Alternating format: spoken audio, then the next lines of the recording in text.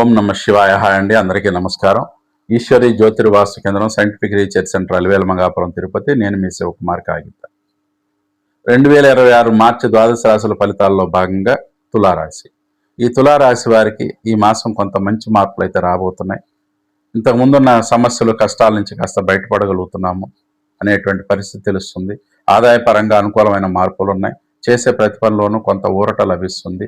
ఇంతవరకు ఆగిపోయిన పనులు మళ్ళా పూర్తి చేయగలుగుతారు, ప్రారంభిస్తారు. కావున ఈ మాసం మీకు అన్ని విధాలా కొంత సత్ఫలితాలు కలగబోతున్నాయి. మరింత సత్ఫలితాలు కలగటం కోసం విష్ణుమూర్తి ఆరాధన, వెంకటేశ్వర స్వామి, కృష్ణుడు, రాముడు ఇట్లా ఆలయ దర్శనం చేసుకోండి ప్రతి శనివారం. మరింత సత్ఫలితాలు పొందగలుగుతారు.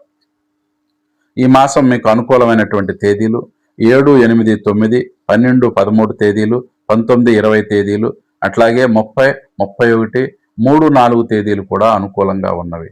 ఆయా తేదీల్లో చేసే పనులు మీకు మరింత సత్ఫలితాన్ని కలిగిస్తాయి. అట్లాగే ప్రతికూలమైనటువంటి తేదీలు 14, 15, 16 తేదీలు, 23, 24 తేదీలు, అట్లాగే 5, 6 తేదీలు కూడా మీకు ప్రతికూలంగా ఉన్నవి. ఆయా తేదీల్లో చేసే పనులు 1, 2 సార్లు చూసి ఆలోచించి చేయండి. మరింత సత్ఫలితాలు పొందగలుగుతారు. Thank you. Please subscribe. నమస్కారం.